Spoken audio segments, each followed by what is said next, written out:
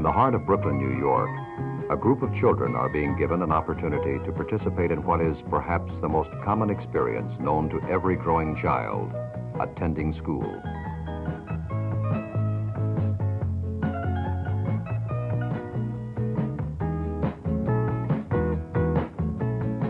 What makes it unique is that these children have been classified as non-educable. They have been excluded from every school, every agency. Some have been recommended for custodial care, for referral to a state institution. Yet here, each child, regardless of handicap, is given a chance to live as normal a childhood as is possible. When we started, we were criticized for running a day school. I remember when Bruno Bettelheim was a discussant, and he said, "It looks like a very good program, Dr. Fenichel, but it's not going to work in a million years because your children are going to be coming home at the end of the day to the very parents who caused the illness. And everything you do at the league school, positive as it may be, is going to be undone by the parents." And yet I, in working at Kings County Hospital, recognized the fact that so many of these parents wanted to hold on to their kids. And I felt that it's possible for these kids to be helped in the day school setting. It was the first day school for severely disturbed children. There were other residential units, and many doctors had recommended residential units to separate the child from the family that had created the pathology.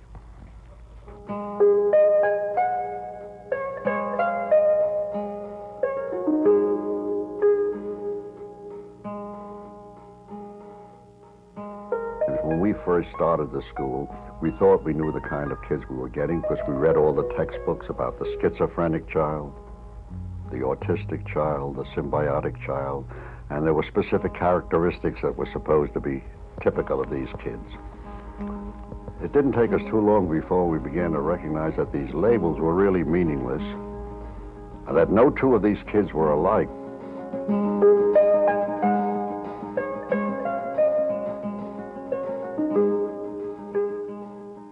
And their pathology, as well as their potentials and their strengths and their learning styles, vary from one extreme to the other in every area. In the area of intellectual functioning, we have some kids who, when they come here, function like 2- or 3-year-olds. I don't want to hear twang noises. And then you have some kids who have a combination of retardation and fairly good intellectual functioning existing simultaneously. It must be this picture. Oh, because every galaxy is in this picture. Not every galaxy. A very little bit. You see, there is an infinity amount of galaxies because the universe is very big. It goes forever. We have many kids who, when they come here, have no language. And then we have some who have language, but they don't use it to communicate. And behaviorally, too, there is no one particular style of behavior that these kids have. There are those who come here and they will just sit like vegetables and stare into space, very lethargic, very listless. And there are others who will spend their time just rocking back and forth, but very quiet. And then at the other extreme, you get those who are on a perennial merry-go-round. They're hopped up, they're like automobiles out of control. And just getting them to sit or make eye contact is an impossible task when they come here. Well, and you know, we recognize very early that the emotional disorders that our kids have, and they're pretty severe, were the result not of their parents, but of their own learning disabilities. And more we recognize the need to really strengthen the cognitive areas of these kids. And we felt that maybe education can. We weren't sure, but we started with a hypothesis and the hope that maybe special education can do things for these children that psychotherapy had not been able to do. 5 times 8 or 8 times 5? In structuring a system that would employ the process of education as the chief therapeutic tool, Dr. Fenichel organized the program around the classroom teacher. The teacher, in effect, became the child's key therapeutic agent. And, supporting the teacher, a wide range of clinical specialists who come into contact with a child almost on a daily basis. Okay. Collectively, Harold. they afford the child a specific remedial program designed around a therapeutic philosophy called the psychoeducational approach. Once a child is selected, he is brought in for a clinical evaluation. This evaluation will be the basis for planning the child's individual program, as well as the specific remediations required to strengthen weaknesses and overcome disabilities. One of the most important phases of the initial evaluation is what the teacher herself observes. I program for my kids by carefully reviewing the records we keep at the league school before ever seeing the child. And then I talk with the social workers, the language therapists, and anyone who has contact with the child.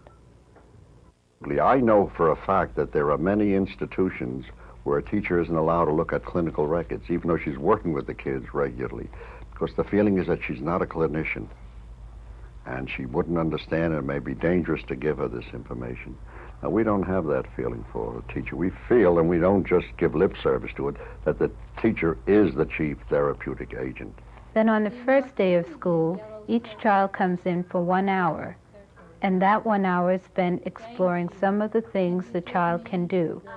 For instance, I put out various games and activities to get a feeling on how the child learns, how he plays, how he talks, how he interacts socially, and what his behavioral problems are. A purple square. Square. We planned maybe for the first month or month and a half to try and make it into, to try and organize the children into a group so that they're cohesive, while at the same time exploring the areas that we will work into as the year progresses. We try and determine, what will be the emphasis, say, for the first couple of months after the initial introduction into the class routine. The children in the league school are divided into 3 broad groups, or units, according to their general ability to function. Each unit further classifies the children, sorting them into subgroups or actual classrooms. Generally, 2 teachers are assigned to each room. Usually 6 to 8 students are placed in a single class, creating a favorable teacher-pupil ratio of 1 to 3 or 1 to 4.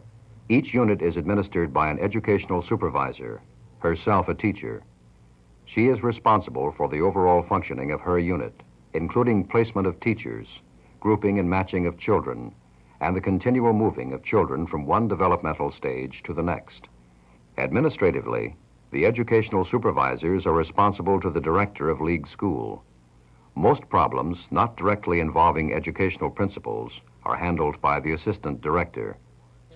Supporting the teacher on a day-to-day basis is a large staff of clinicians. This includes a chief psychiatric social worker and a staff of social workers. They are the parents' main contact with the school, and in this capacity, interpret to the parents what goes on in the classroom, and of equal importance, report to the teachers what is happening with the child at home. A chief psychologist and her staff of psychologists ascertain the developmental level of the child, the whole child, the strengths as well as the weaknesses. Their clinical evaluations are an ongoing part of the psychoeducational process. Yeah, I know. I hear the children. A staff of speech and language specialists works constantly with the 3 units. Their role is twofold: to give the teachers specific suggestions on how to use the day-to-day activities of the child to stimulate language development and growth, and how to blend these suggestions in with her general class routine. Second, depending upon the child's needs, to carry out a program of individual tutoring. Where do you live? The educational supervisor coordinates the services the clinicians provide to the teachers in her unit, and at the same time channel the information flow from the teachers back to the clinicians. Although the psychoeducational philosophy remains the same throughout the 3 units, the academic, social, and emotional requirements of the student population varies considerably. The basic needs of each child range from self-managing skills, impulse control, motor development, all the way through higher academic achievements that will prepare them to move on to the public school system. To accomplish this, Each unit and each classroom has a population of a different developmental level, and each holds a different expectation for the child's future. First of all, I'd like to say that the children in Unit 1 are children who were never admitted to public school. Maybe had one day in kindergarten or something, and it was very obvious that he was a child who would not be able to function within the public school system. Our children are the lowest functioning children in the school. Within Unit 1 is the transitional room. Most children who are accepted into the League school start here. This is their first group experience, and the emphasis is on socialization, shaping the child's ability to function within a group, relating to other children, develop a sense of their own identity.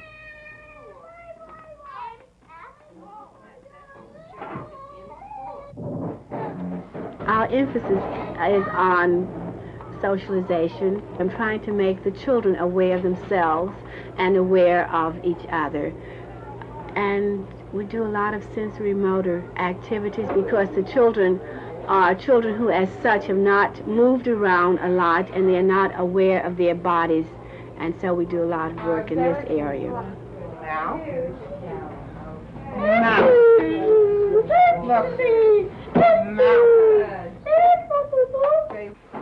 A nickel's worth how much money, Debbie? The criteria for admission into Unit 2 is a potential for intellectual functioning, a readiness to relate meaningfully to a teacher. Come on, Debbie. Right, 25 cents above the quarter. And 5 cents above the nickel. It's 25. The goal for Unit 2 is to give each child the readiness to move out of League school and into a community setting appropriate for his potential. Or in other words, prepare him for his own individual mainstream.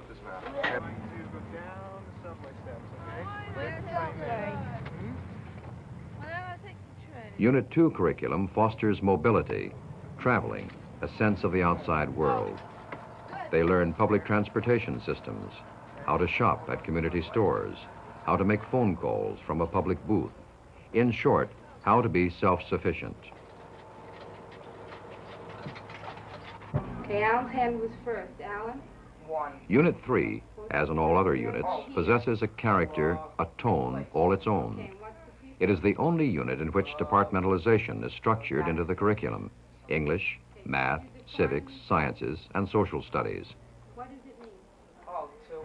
The children in Unit 3 are the oldest children in the school in the sense of their ability to function. They do have language in some degree. Some of them are very verbal. Some of them are minimally verbal, but they do communicate. They have all kinds of communication skills, even if they're deficient. But they're aware of people, and they do communicate with people, and they have social interests. Well, Saturday, I woke up, took out my cat for the first time, took him down to the park, played with him until 12 o'clock, rolled the ball, he went after it, hit the ball right through the fence, hit the grass, over the fence, and he went boom, went gone, goodbye. That was the end of that ball. Went right down the sewer. So I got another one when I went over to my Aunt Bernadette's. End of the ball, but not the end of the cat, right? Right. Right. I almost killed him one. You were angry at him, huh? No. But I never knew that cat could hit a home run. I think perhaps the most characteristic thing about the children in Unit 3 is that the largest group, the majority of the children in the unit, have been to public school.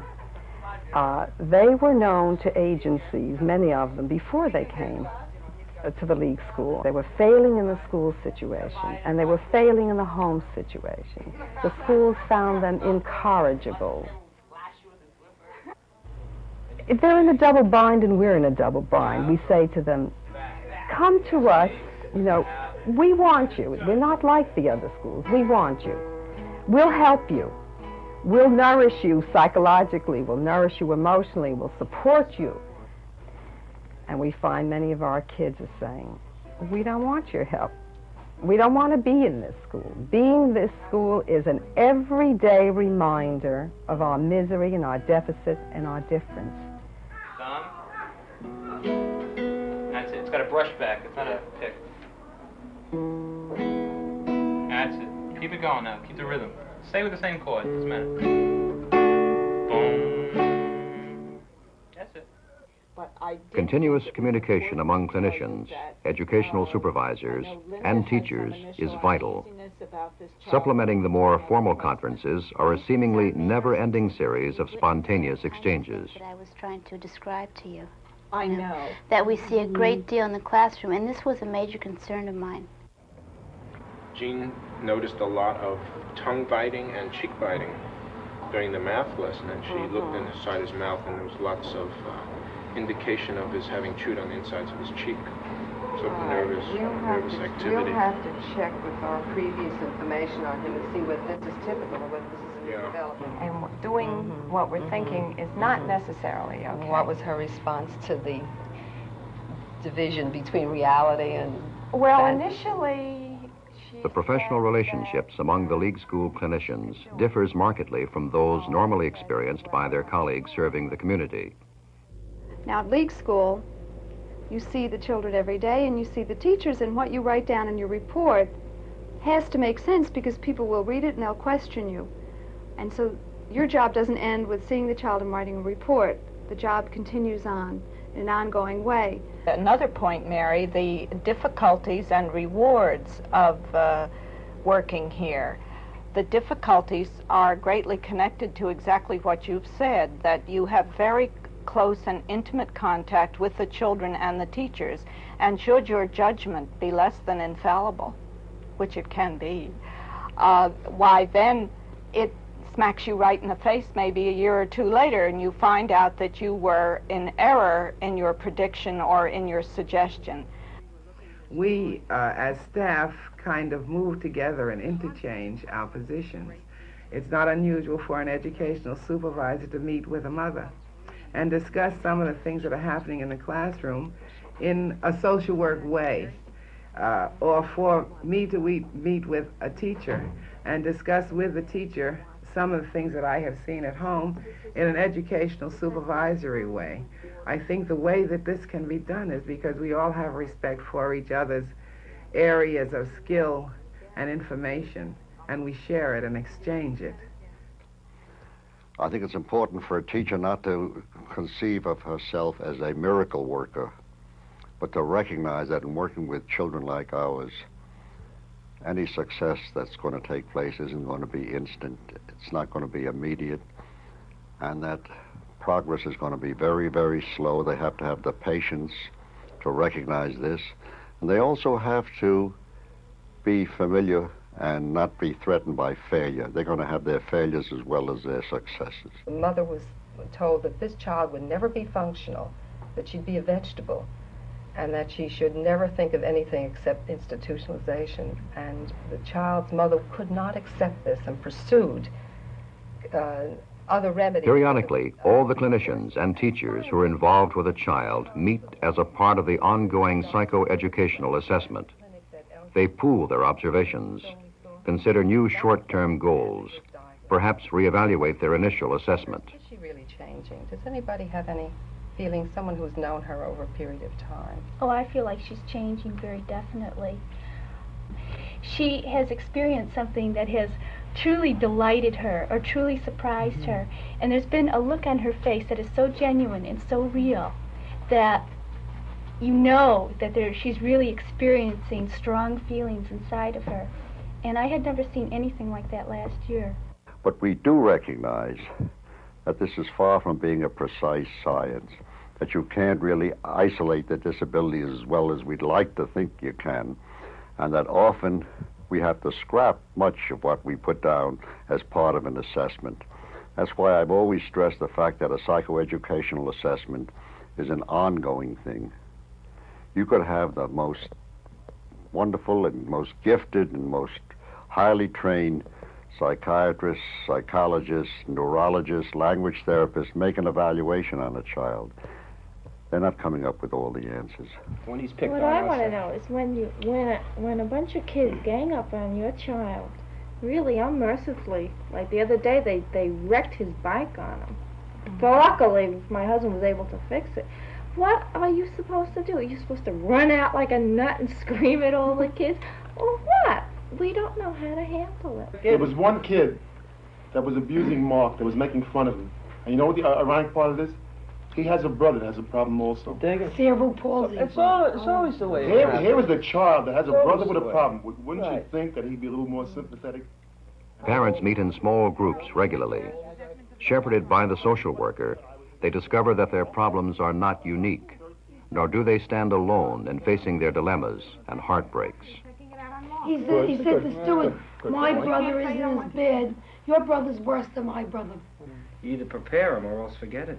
Well, we were only able to help with a little part of that. No, I'm not talking about some that. activities in the home. Yeah. Working the school. No, I'm talking about on the street. That's a You hard can't one. prepare him for the street in here. That's a hard one for him. If we want to take him anywhere, we got to tell him a week before we go, or else What class it's going to be miserable. One of the problems that our parents always face is living with a disturbed child who's so obviously very different from other children in a community. The experience of trying to go to a playground and have the children meet and play with other children can be a very painful one for our parents.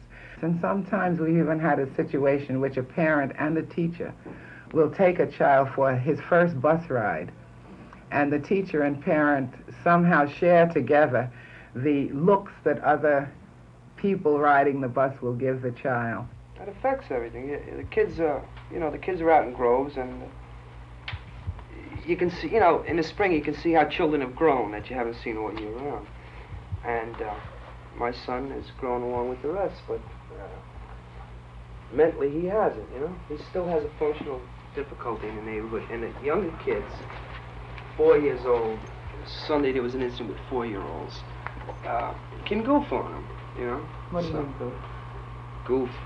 Make him the joke, and he's gullible, my son is, you tell him something, he'll believe you.